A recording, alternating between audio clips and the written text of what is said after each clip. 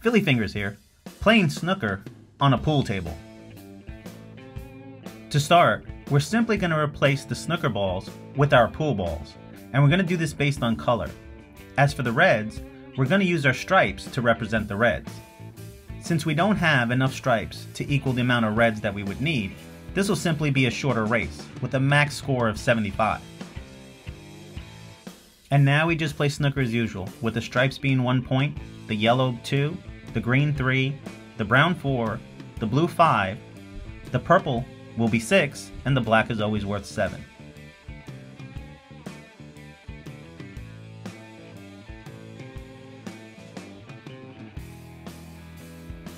The object of the game is always the same. You make a stripe first, and then a colored ball. Once you pocket a colored ball, you'll bring it back up and spot it until all the stripes are gone.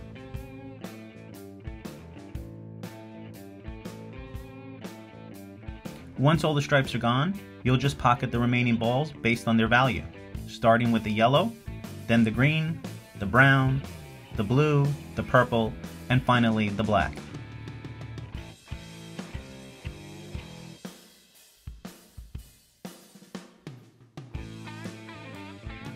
Here you see after I make a stripe, I'm always playing position for the black, because I want to get a max score. I'm trying to maximize the most points possible. But you don't have to. You could always hit a stripe and then play position for any of the other colors.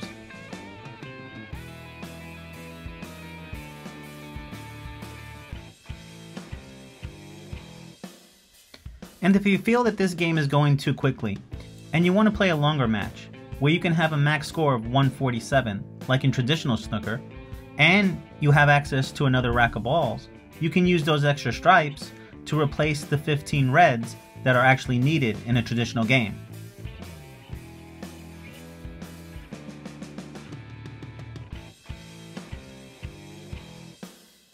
As I spot the black, with no other stripes on the table, it's now time to just clear the remaining balls based on their value. It's almost like you're playing a game of 9-ball.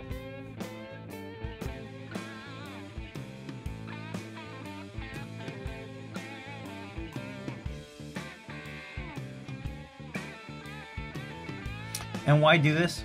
Why play snooker on a pool table? Well, for the simple reason of I just don't have access to a snooker table right now.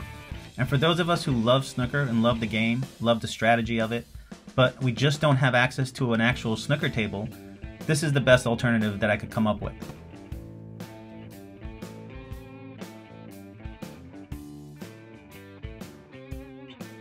As I pocket the final black, that gives me 75 points for a max score and ends the game.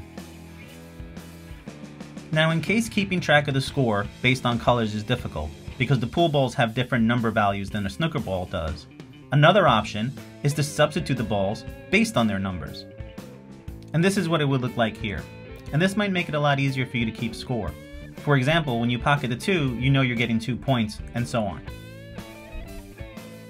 I also suggest that you start the game with a safety break, just like in real snooker.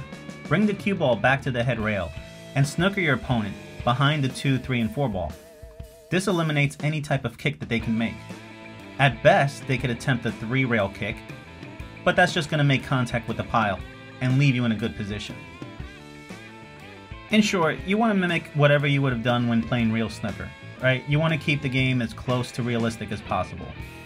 And that's how I like to play snooker on a pool table. Till next time.